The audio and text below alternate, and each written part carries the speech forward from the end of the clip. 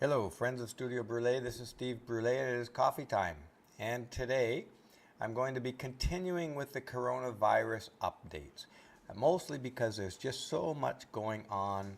And the first one that I covered was supposed to be part one of two, but it was canceled. It was deleted by YouTube, probably for, well, I went over the reasons in yesterday's video, which became the second or else the reissue and retreatment of those issues first dealt in the first video.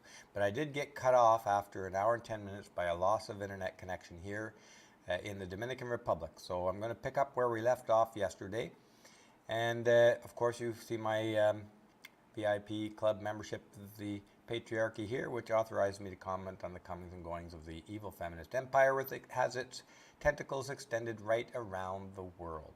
Okay, I'm told that my mic is a little bit low. Let me just crack it up a little bit here. Keep me posted on the sound items in the comments, and I'll try to adjust for them as I can. Now let's get right into the material here. Here's where we left off, and we're just going to back up just a couple of slides and carry on with one of the coronavirus responses by the governor and the LA city mayor. The residents ordered to remain in their homes amid COVID-19 surge. What we talked about yesterday, just as a brief refresher, is that they're calling the PCR test positives, they're calling them coronavirus cases. We went over this in detail in yesterday's video. They are not legitimate cases. The PCR test does not indicate whether a person is infective or a danger to society in any way, shape, or form. There is no correlation between increasing pandemic or advancing pandemic and the PCR test.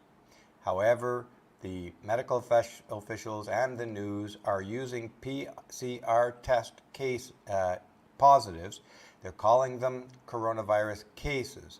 And on that basis, they're saying we're heading into a new emergency lockdown required to shut down this pandemic that they say is advancing, but there is no evidence. There's no evidence of the coronavirus pandemic advancing. What there is evidence of is the increased use of PCR test for antigens or genetic material related to the COVID-19 virus. Those tests are being done more frequently, and what it tests for is the presence of that genetic material in the person. It does not test whether the person is infective, is currently fighting the virus, or whether the virus is even virulent in that person. That requires a cell culture test, which is much longer and more difficult and cannot be administered to large numbers of people in short periods of time.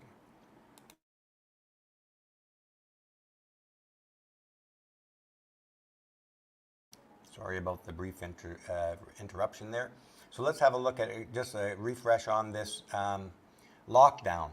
The falsely attributed the positive PCR tests are being used to argue that the epidemic or the pandemic is advancing, and that argument is being used to lock people in their homes and increases the severity of these lockdowns. People, let's read this from the top. People may lawfully leave their residences only to engage in defined essential activities. Those experiencing homelessness are exempt from the requirement to stay inside. A rather bizarre thing to say. Of course, they have no inside in which to stay. But here is the lockdown significance for what they're using this pandemic for, is to lock you entirely inside your home. Let's move forward here and read the next part of it. Failure to comply with the new health order will constitute a misdemeanor subject to fines and imprisonment, according to the document. The mayor urged the Los Angeles Police Department and city attorney to vigorously enforce this.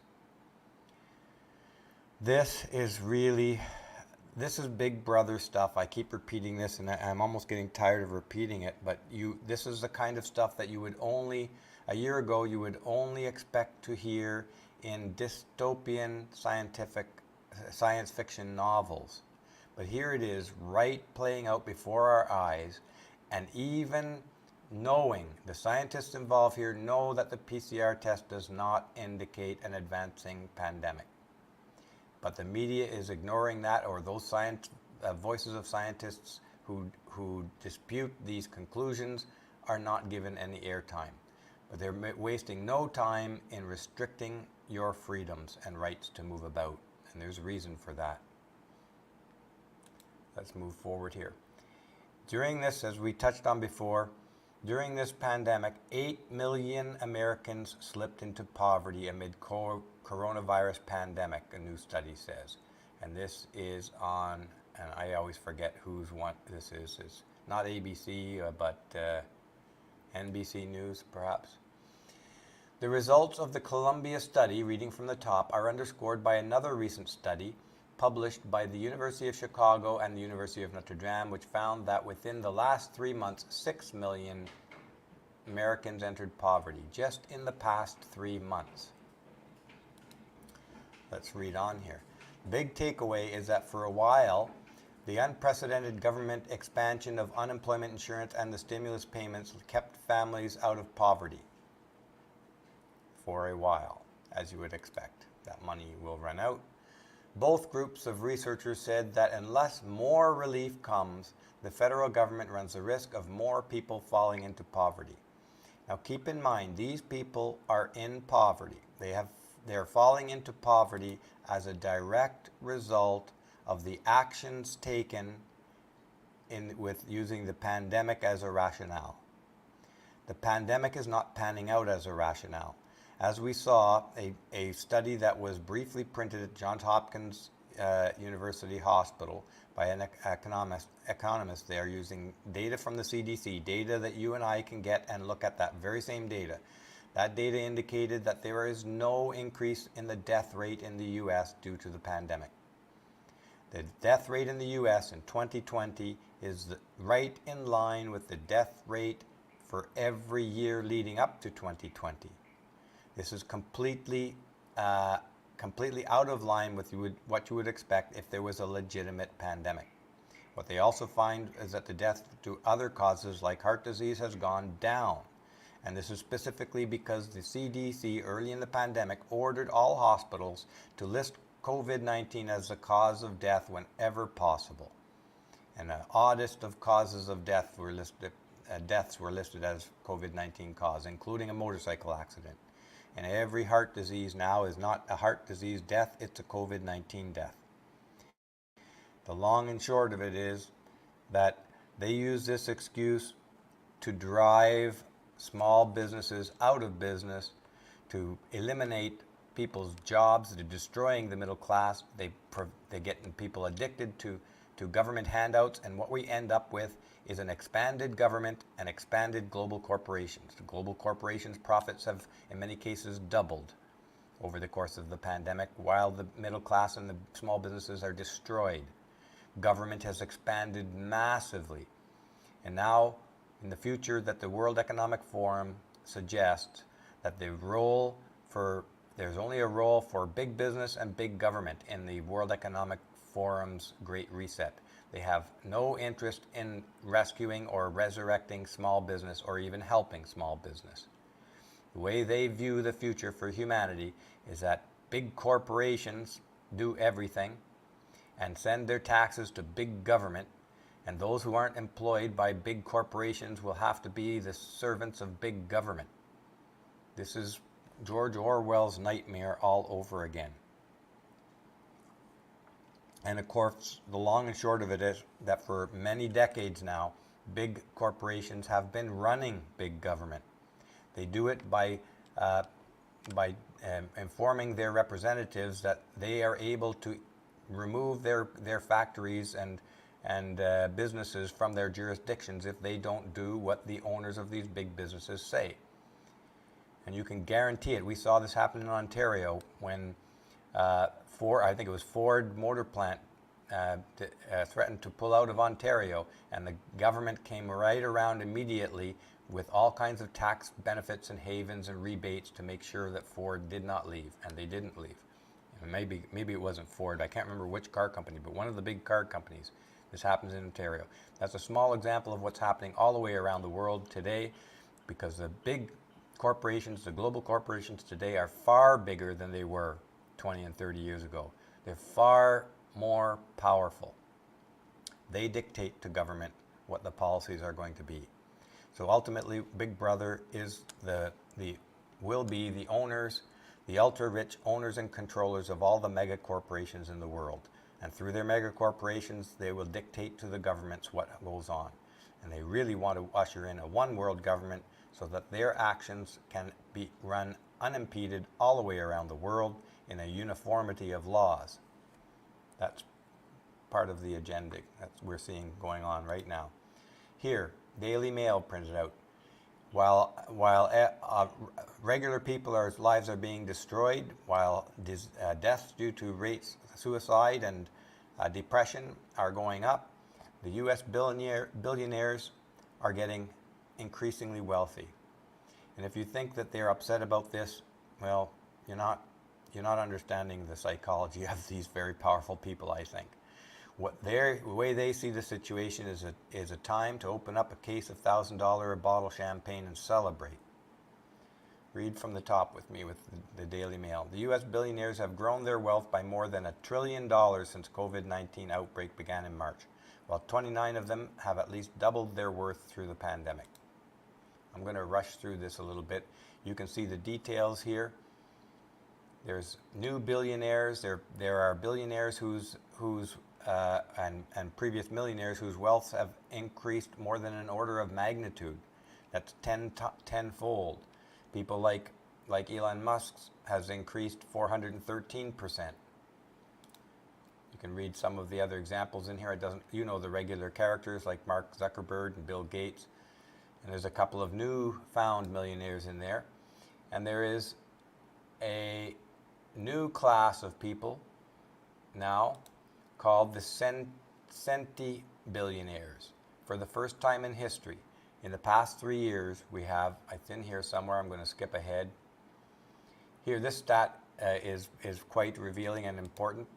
The group's analysis found that the wealth of these 650 billionaires is twice the amount of wealth of the bottom 50% of U.S. households, equally 160 million people.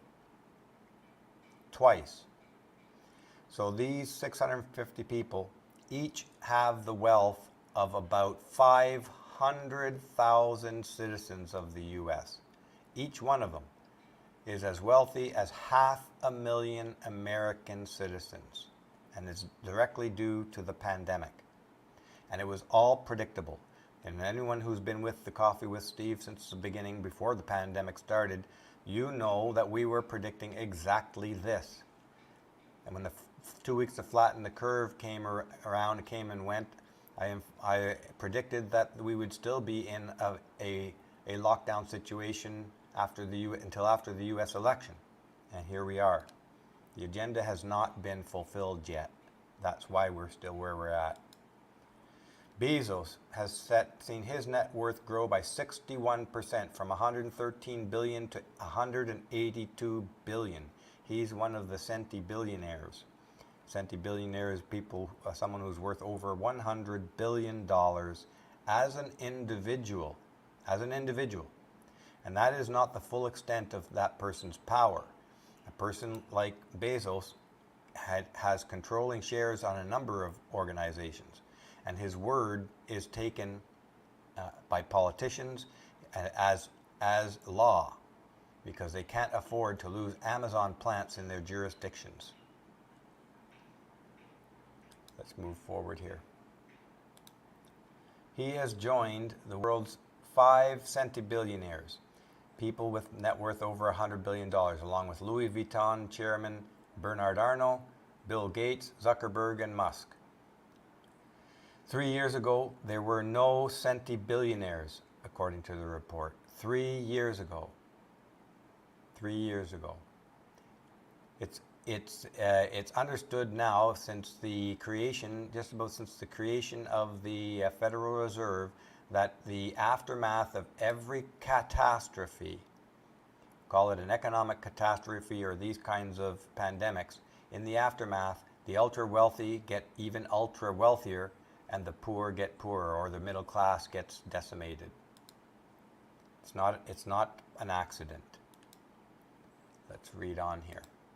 Billionaire owner of Tyson Foods has also seen his personal wealth increase over 635 million since the beginning of the pandemic. As an estimated 11,000 workers of his plant have been infected. Tyson plants became hotspots early in the pandemic, causing fears of the food supply and for workers as the coronavirus spread rapidly due to the close working conditions. Again, do you think this bothers any of them? Not one bit. This is about power and control of the world. There is a lust, an incredible lust at play out here, and they see this as a ripe opportunity to take full control of the entire world using the World Economic Forum, the United Nations, the World Health Organizations, and all these organizations that are already in place. They do intend to usher in the Great Reset as virtually a socialist coup, is what we're seeing here. The Great Reset is virtually a socialist coup at play right now. Here's the article from PJ Media. PJ Media analyzed this, and I highly recommend that everybody read this particular article, anybody who's interested in just whether we are in a pandemic, and if we are in a pandemic, well, let me rephrase that. There is a pandemic to the degree that this is a real virus. It really is contagious. It's spreading around the world. That is not under debate. What is under debate here is our response to this pandemic, the response of our leaders to this pandemic, and the true nature of what risks this pandemic presents to the people of the world. Basically, everybody in the world is at some point at risk of being infected. But what has materialized fairly early in these lockdowns is that the majority of people who are infected have absolutely nothing to fear. Those who have something to fear are the elderly and those with multiple or one or more other serious health issues like heart disease and kidney disease or cancer. People in those groups do have are at a risk during this pandemic from the coronavirus. But let's read what happened. This story, I feel, is very important because Johns Hopkins was ordered to delete this study. And the reasons for them deleting this study are very important. They're very revealing. The study is revealing. The response of the people in power at Johns Hopkins is revealing, as well as is their rationale for their deletion. Let's have a read from the top. Johns Hopkins retracts article saying COVID-19 has relatively no effect on deaths in the U.S. This was printed approximately 12 days ago in November 27th in PJ Media. PJ Media, as you may know, is one of the few objective media organizations out there who present the news from a conservative perspective. Reading from the top. Genevieve Briand, Assistant Program Director of the Applied Economics Master's Degree Program at Johns Hopkins University, critically analyzed the impact of COVID-19 had on U.S. deaths. According to Briand, the impact of COVID-19 on deaths in the United States can be fully understood by comparing it to the number of total deaths in the country. This is a top-level, sort of broad brush analysis. And the reasoning is this. Clearly, and I think this is very hard to argue against this. Clearly, if this is a serious, deadly disease that is threatening the lives of people in the U.S. and the other countries in the world, then the death rate in that country should be higher in 2020 from all causes. We should expect a dangerous disease that we're told is dangerous to result in additional deaths than normal over the year. Let's read what she found. The article claimed that in contrast to most people's assumptions, the number of deaths by COVID-19 is not alarming. In fact, it has relatively no effect on deaths in the U.S. And I think it's safe to say that the U.S. is similar to every other country in the world facing this pandemic. Let's read onwards here. After retrieving data on the CDC website, Briand compiled a graph representing percentages of total deaths per age category from early February to early September, which includes the period from before COVID-19 was detected in the U.S. to after the infection rates soared. Surprisingly, the deaths of older people stayed the same before and after COVID-19. This is very, very important. Since COVID-19 mainly affects the elderly, experts expected an increase in the percentage of deaths in older age groups. However, this increase is not seen from the CDC data. In fact, the percentages of deaths among all age groups remain relatively the same. If any death rate in any category we should be witnessing rising, it is the death rate in the elderly. But even that has not risen significantly. Let's carry on.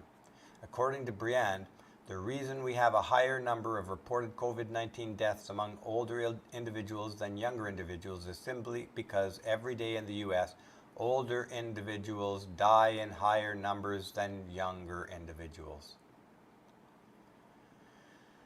Can't emphasize this enough. If this is a serious disease, the overall death rate from all causes should be rising, and it should be statistically significantly rising. It should be obvious.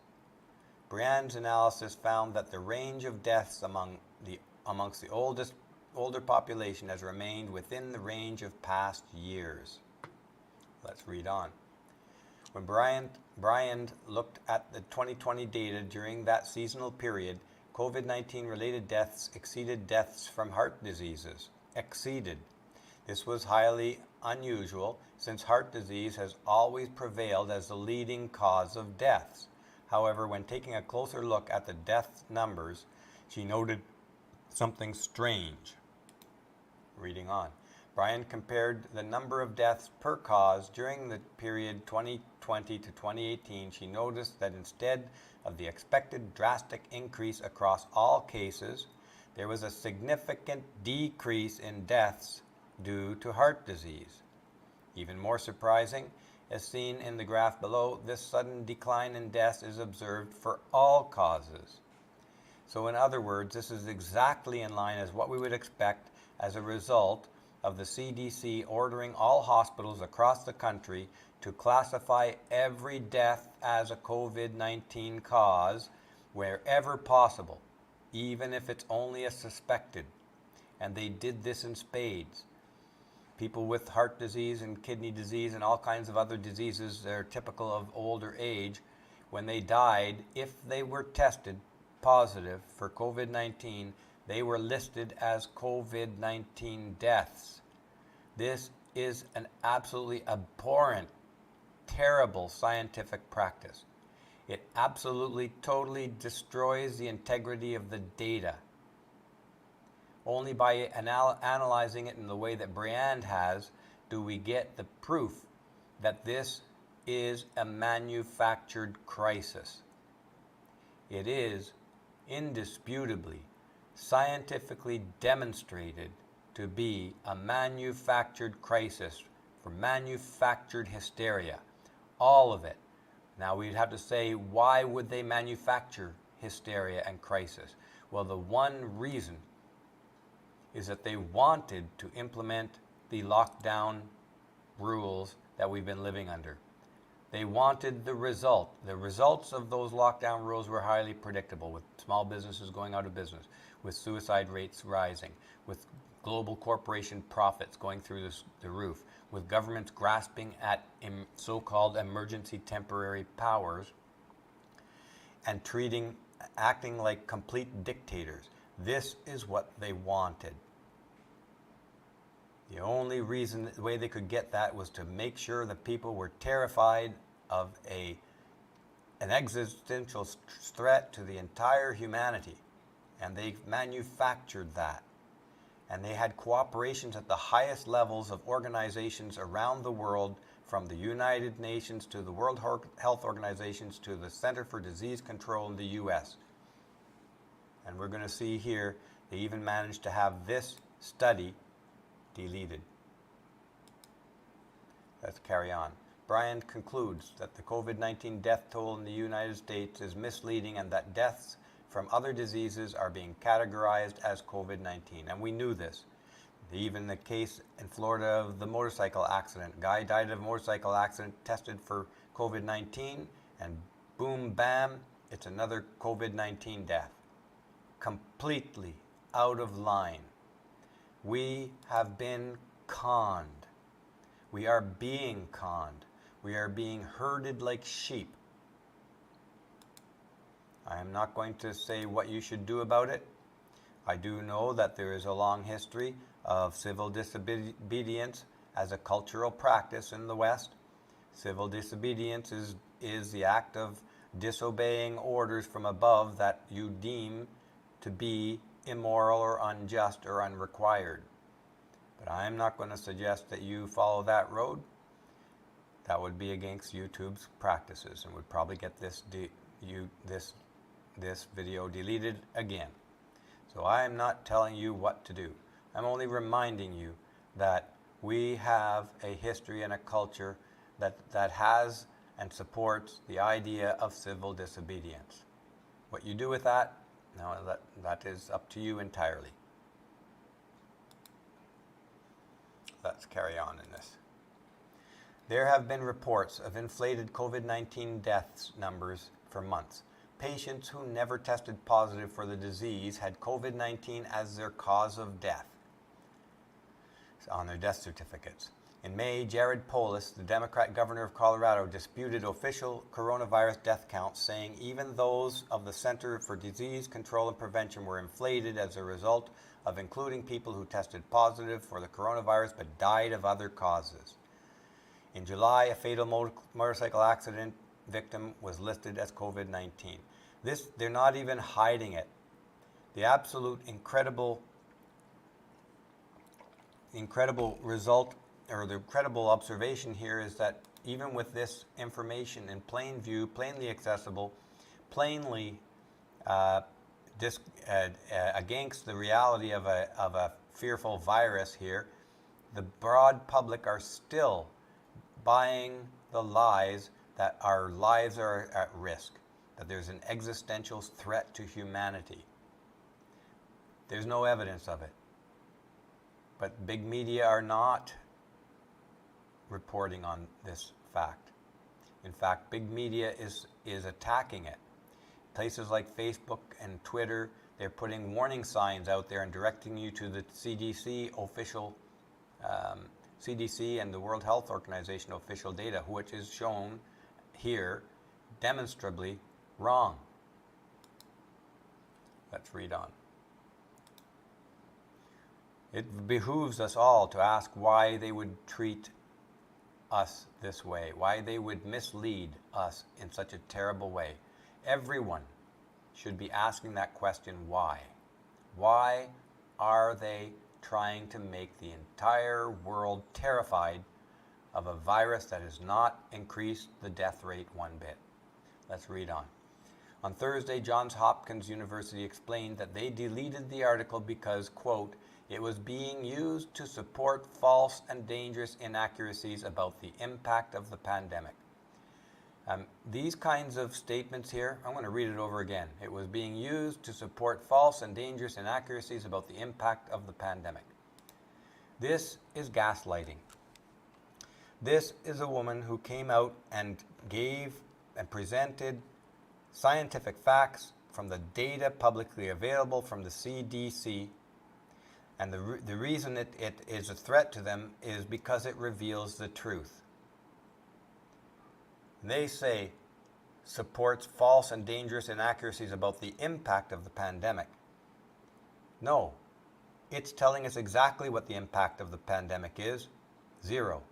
Zero increase in the death rate. And that's what they're afraid of. They don't want that message out because nobody's going to run into a panic and demand vaccines if there's nothing to fear. Fear is the biggest and most dangerous virus in the world right now, and it is being spread by our leaders. The most powerful people in the world are trying to spread fear as fast as they can. And let me tell you this, there's billions upon billions upon billions of dollars at stake in getting the public to demand a vaccine or multiple vaccines. If it comes out in broadly understood, broadly known, that the death rate has not increased due to COVID-19, where is the motivation for the public en masse to demand vaccines? It would destroy the vaccine business that has grown. This is the reason, this is the danger they're worried about. It's the accuracy of this analysis that terrifies the leaders. Let's read from the top here. The author of the article on Brian's claims, Yanni Gu, responding to the article being pulled, posted the following on LinkedIn. Today, on November 27th, the newsletter officially posted their reason for retracting the article, stating inaccuracies in the analysis. I am frustrated at the explanation, and I think it is disrespectful to Brianne's hard work putting data together and doing an honest analysis. If her analysis was to be contradicted, then at least an equal level analysis should be done to provide more data and thus a new conclusion. Dr. Brianne and her work deserve such respect, absolutely. But they didn't do that. They just deleted the article because they know darn well that any analysis of that data, any correction of an accuracy she might have made, will still reveal the same result, that there is no increase in the death rate. And that is not under debate. That is the exact death rate numbers published for years on end. 2020 is no different than all the others. And that other data showing that the death rates recorded due to heart disease and other related old age diseases has gone down to the same degree that the death rate due to COVID-19 has gone up. It's just a reclassification. And then the reclassification has been used to whip up fear and hysteria and a demand for lockdowns, a demand for vaccines, and people policing one another, not able to gather. How can people mount a resistance if they don't gather face to face?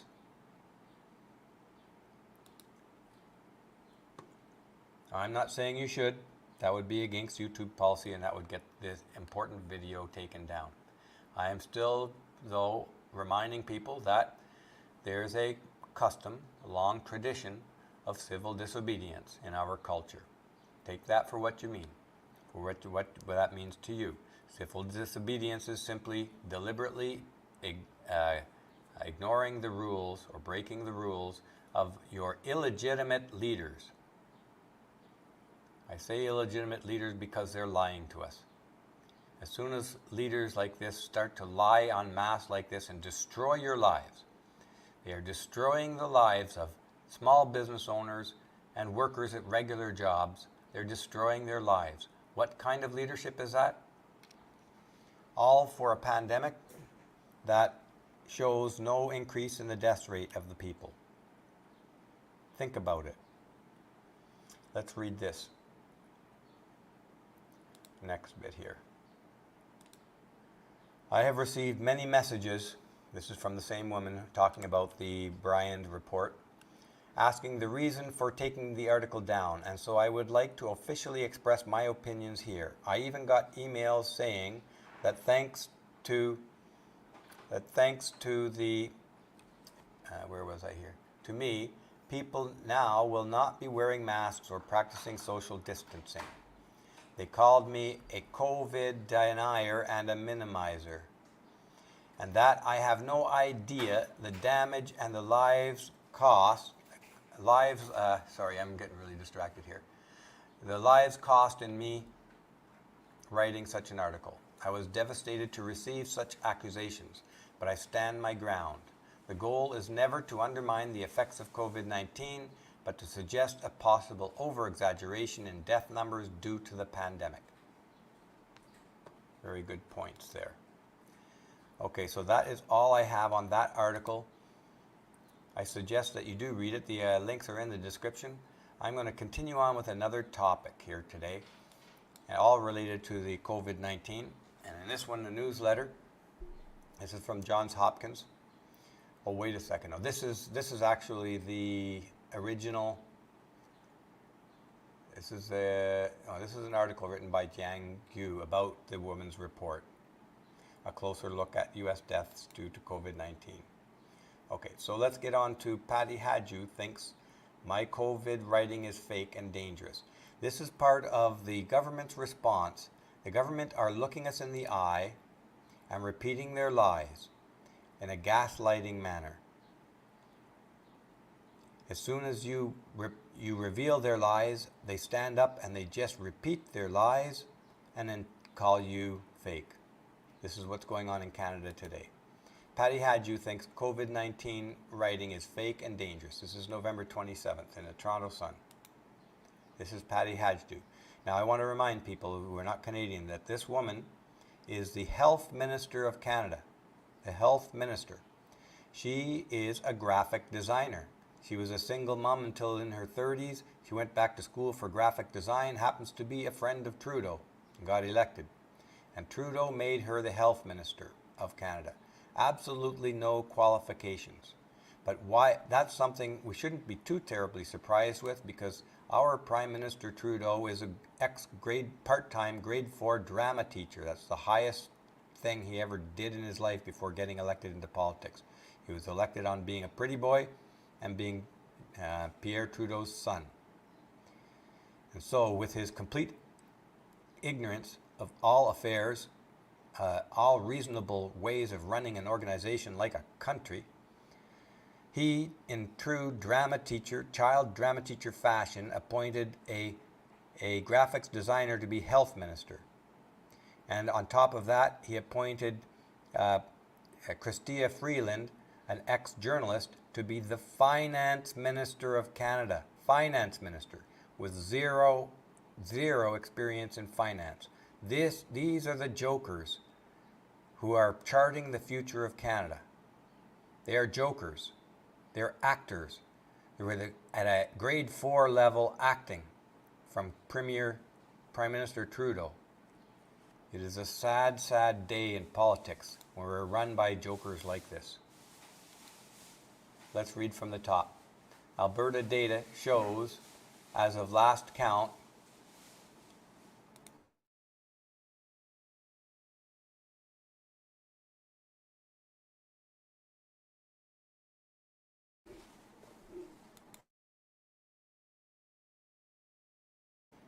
sorry for the interruption there, folks.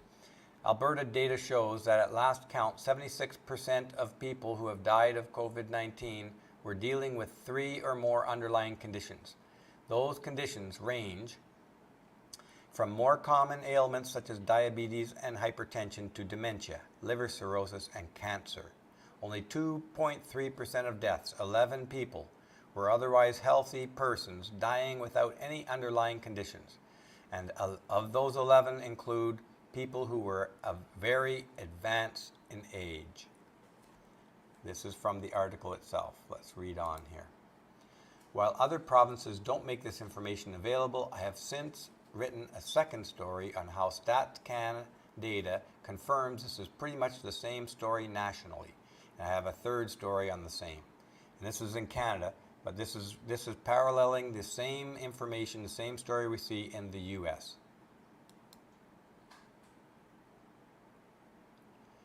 You'd think this would be useful data for policymakers to consider, but apparently not. On Wednesday, Prime Minister Justin Trudeau said in the House of Commons the work downplayed the number of deaths.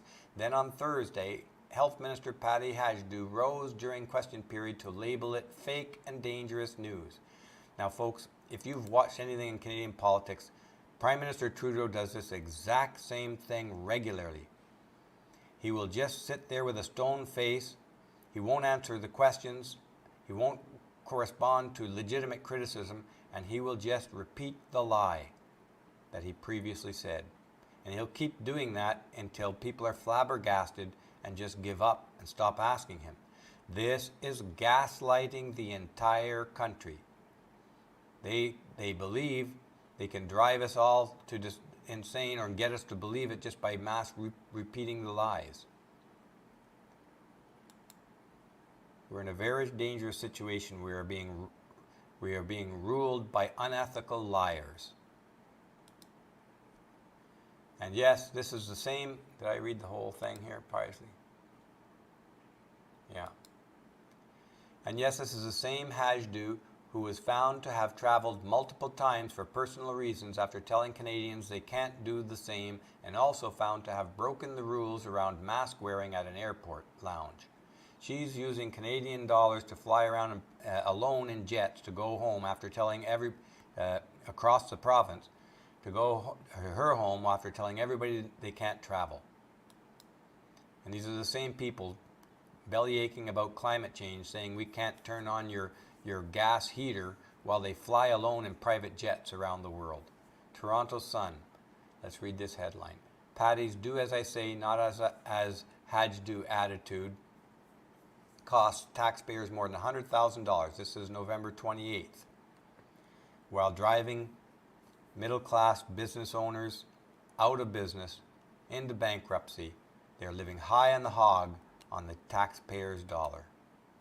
Newly released government documents show flying Canada's health minister home during the pandemic lockdown when Canadians were told to stay home set taxpayers back more than $100,000 for one trip, during which she breaks all the rules she set for the regular people. Folks, these people leading us today see us as cattle. They see us as nothing more than livestock, resources. The rules aren't meant for them. They are the elite rulers. They don't intend to follow any of these rules. They're all for us. This is the worst group of leadership that I've ever seen in my life in politics, and it's spread like this right around the world now. Reading from the top, the Minister of Hypocrisy posted to Facebook and Twitter on Easter Sunday, quote, "It's important to remember that now is not the time for gatherings with family and friends." Remember, we saw the Austin, Texas governor doing the exact same thing, and we saw the same thing happening in California. Not the time for gatherings with family and friends. Then flew from Ottawa to Thunder Bay to visit her own family. She did that on a government plane to the tune of $100,000. She decided against doing the phone call or video chat instead that she recommended for the little people. And this is exactly how they view us, the little people. Instead, she flew home on a private government jet. Just read that again, folks. The level of hypocrisy, the ignorance, the arrogance, the elitism in these people. These are the people who are vying for a seat at the elite tables in the one world government that they're trying to bring in, that the elites are trying to bring in. They see you nothing more than livestock resources. Reading from the top, on May 4th, Hajdu took a different route back to the capital.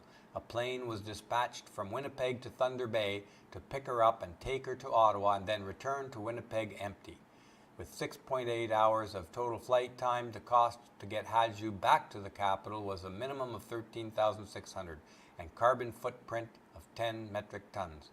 These are the people who've been lecturing to us about global warming and carbon footprints and putting in carbon taxes On these 2 flights alone, she came close to the average Canadian's annual carbon footprint of 19 metric tons. On those 2 flights alone. In total, one online calculator estimates that 55.6 hours of flying time in a Cessna C550 would equate to 76 metric tons of carbon dioxide. That's the size of 12. That's a size 12 of a carbon footprint. These people don't mean for you and us to be together in the same boat with them. We are being herded. Here, this article, read from the top. Canada hints at major coronavirus recovering plan, but still no brakes on spending. November 30th. Reading from the top. Deputy Prime Minister and Finance Minister Chrystia Freeland. This woman was her highest role was a journalist prior to getting into politics here. Now she's Deputy Prime Minister and Finance Minister of Canada with absolutely zero knowledge of financing. She probably could not run the finances of a Kool-Aid stand. She's never done it. But she is put in power of running the budget of Canada and deciding the budget of Canada. She unveiled the hotly anticipated fall economic statement, which pegged the current deficit projections at $382 billion this fiscal year and confirmed the government plans to issue a formal budget next year. The Canada is running without a budget. And here, this is very important, folks, because this is being done all around the world. And I talked about this in my video in the Red Zone episode 3 of how feminism's really critical role in bringing in a one world government. This video has been out for a couple of months now, I think. Our recovery must be feminist and intersectional, the fiscal update emphasizes. Imagine this. We're talking about a feminist journalist made finance minister with no experience in finances telling us that our recovery must be feminist and intersectional. I highly recommend that you take a look at, because I know why they're doing this. I know why everything has to be feminist. Feminism plays a vital role in ushering in a one world government. Do have a look at the Red Zone episode 3 on Studio Brûlé for the details of how and why and how it's being done, the use of feminism by these elites. Reading onwards. But overall, the economic statement is clear. The federal taps will keep pouring out money for years to come, even as the funds shift from crisis mode to an eye for longer term. When the virus is under control and our economy is ready for new growth, we will deploy ambitious stimulus package to jumpstart our recovery. Now you know that a feminist recovery and intersectional feminism is code word for no white men. This is the world they've been trying to usher in for decades. They've tried to frighten the public with climate change, but it didn't work. Now they're frightened the public with a fake pandemic, and now they've destroyed the middle class, and they're making people dependent upon the government. And all of this is aiming to usher in a socialist government and a world run by a small number of global elite companies. Let's read from the top. The recovery plan, the details of which remain a work in progress, proposes spending between $70 and $100 billion over 3 years on what Freeland billed as carefully judged, targeted, and meaningful investments to create jobs and boost growth. You know that this is green-oriented, and you know that it is feminist, so you know that if you're a white man, you might as well leave the country. They've decimated the small business class. They're pushing government and big business only. And you don't have a place in there. Not in a feminist government. Building up Canada's domestic biomanufacturing and green technology sectors will be key parts of that plan, as will more immediate boosts to job training programs, though officials say many of the plans can't be safely rolled out until the virus is under control. We are being herded like sheep to slaughter, folks. And it seems like there's very little will amongst people to do anything about it. And all I can say, and I've reminded you of this before, remember that we have a long tradition of civil disobedience in our country, in our countries around the world, in the Western world. The tradition of civil disobedience is deliberately disobeying the orders of your leaders when you feel that those orders are unjust or immoral or unrequired. And all of their orders point in the same direction: reduced freedoms, increased big business, and increased big government. You do what you want with that information. I'm not saying that you should do anything at all. It's not to me to tell you how to behave. It's not for me to tell you should be gathering in contravention to the UN orders or to the CDC orders or anybody's orders about gathering in groups and talking about these problems. That's not what I'm suggesting. That would get the video deleted from YouTube, so I won't suggest that. Let's carry on.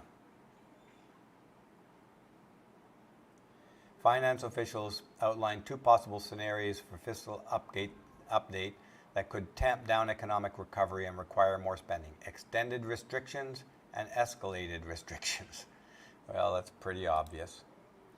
Both would stretch out the time before the start of an economic recovery and require more spending to make up for the potentially sharper hits on regional economies and individuals that would follow longer and tighter lockdowns. Very true. But Freeland warned the country's most difficult days lie ahead in the looming winter. They just are trying to keep the fear ramped up. They still have to get everybody to accept vaccines for a virus that has not increased the death rate in any way, shape, or form. So they're keeping the fear ramped up while they make the middle class broke and dependent upon government and usher in the era of ginormous global corporations and ginormously powerful governments. Let's read on. If we do the right things, if we hunker down and heed public health advice for these last remaining months, we will also be doing the right thing for our economy. There's no rationale for that, but she's just going to out there and stay it. And we will bring closer the day when every Canadian can get back to normal life. I don't know about you guys, but I don't believe any word out of these leaders' mouths at all. Not one. Let's carry on to something from Ezra Levant here. Doug Ford's hand-picked vaccine czar. Maybe we can't force you to take a vaccine, but we sure can ban you from moving around or traveling if you don't. This is in Ontario. This is being repeated around the world in jurisdictions around the world. They fully intend to kick you out of society. What this really means is that you will not be able to participate in any of the things you need to conduct your life unless you get a vaccine. This is Orwellian level of control. Read that again.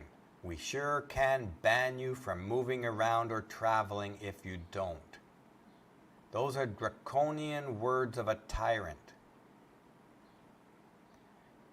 What gives them the power to ban you from moving around or traveling? Well, the lack of civil disobedience sure helps. I'm not saying you should be civilly disobedient, but I'm just saying it's a long tradition in Western culture. Let's read this from Mail Online. This is another sign of hope in this virus. And remember, folks, since the beginning of this hydroxychloroquine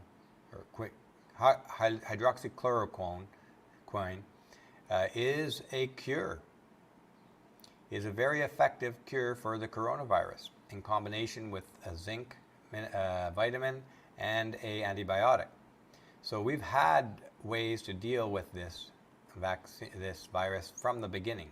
But here is another cure for this coronavirus that will be available next spring. Let's read about this. Experimental antiviral drug completely stops coronavirus-infected ferrets from spreading the virus within 24 hours of getting the first dose and scientists are now testing it on humans. Let's read on here. I think I'll just scan over this stuff here. It gives you some details of how they did it and the results, and you can read this in the article if you like to. I just want to point out that this is in play, and this was printed December 3rd in the Daily Mail. Have a look at the article. Let's read this quote from the article.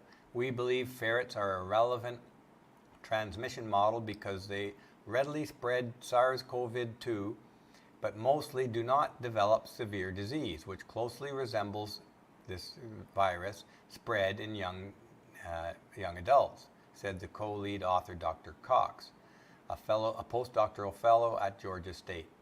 So here, remember, do not develop severe disease. The ferrets don't develop severe disease, and neither do human beings. There is an admission right in there. Okay, this goes contrary to the entire narrative as well. They're admitting right there in the researchers' own words, they're admitting that most people do not develop severe disease. And yet they're calling this the most dangerous virus thing to affect humanity in our time. You just can't make this stuff up, folks. In the Independent, coronavirus vaccine, Pfizer is given protection from legal action by the UK government. And this is important. And I've said in the previous video that I won't be taking this vaccine. And I'm not going to be taking this vaccine for a good reason. It's not fully tested. They haven't had time to do long-term tests. And as we talked about in yesterday's video, there are often unforeseen consequences. And there are vaccines being made using the AD5 vector, which was shown to increase the risk of getting HIV in previous vaccine research. So I'm not in a high-risk group in a sense. I'm not really elderly. I'll be 61, but I have no existing illnesses that I'm being treated for. So I feel that my risk due to this virus is less than the unknown risks of this vaccine. So I won't be taking it. And I repeat this frequently. I'm not an anti-vax person. I'm pro-science, and I recognize that vaccines have been a great benefit to humanity in things like polio, virtually curing or eliminating that disease from the population. Vaccines can be good. That doesn't mean all vaccines are good. And in this case, in this whole politically charged fake pandemic era, I don't trust them, not one bit. If I was 70 years old with existing illnesses like heart disease or kidney disease or something serious or cancer, liver disease, I would probably take the vaccine because there are no risk-free choices in life. I would probably say, okay, now I'm in the high-risk group of people should I get coronavirus, so then I'd have to weigh the risk of the vaccine having unforeseen consequences versus the risk of dying miserably from COVID-19 as being a member of a high-risk population. That's a tougher decision. For a healthy person like me and a not too advanced age, it doesn't sound like a good idea. And yet, governments around the world are pushing everybody in their country to take the vaccine.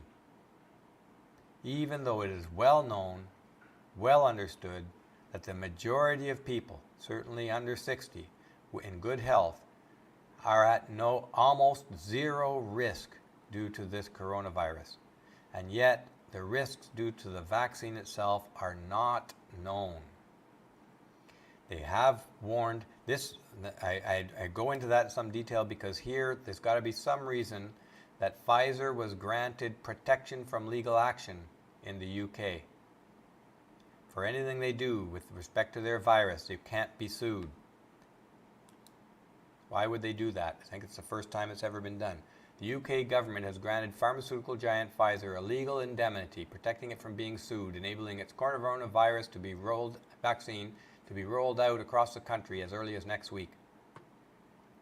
You decide whether you would take it.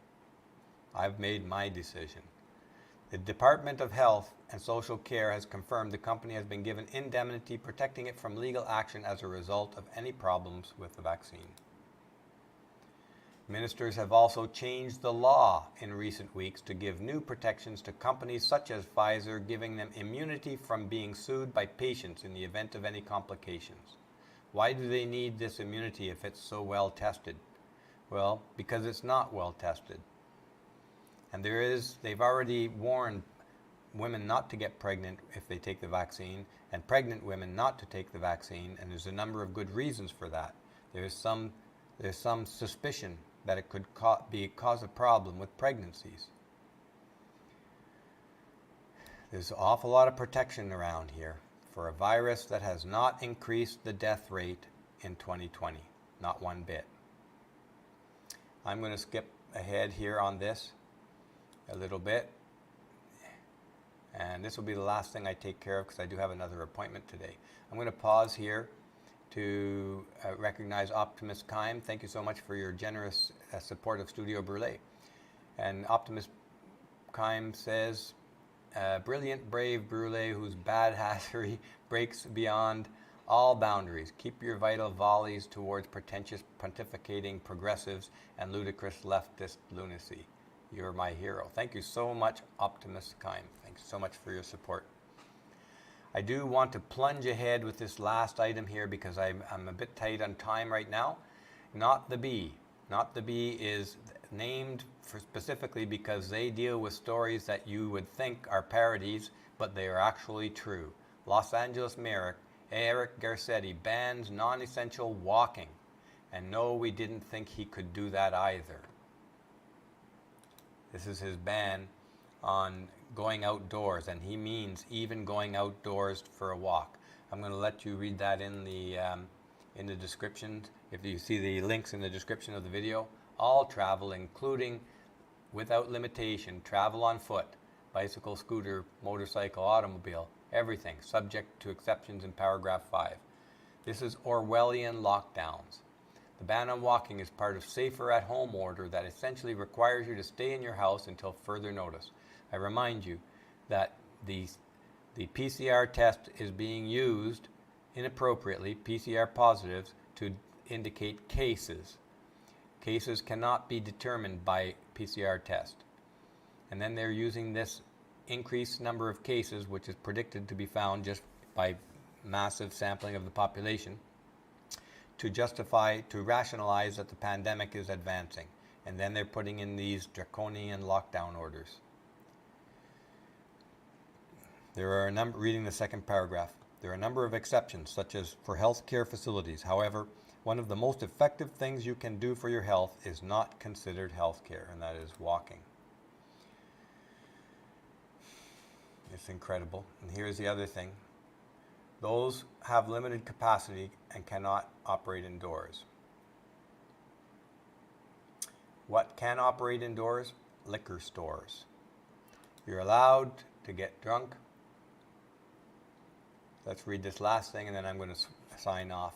I swear they are just playing with us now. Or they want to keep us too drunk and fat to pay attention. Speaking of which, you know what else is considered an essential activity? Film and television production. You are permitted, no encouraged, to sit at home in your chair, drunk, watching Netflix. That is the direction they're pushing people.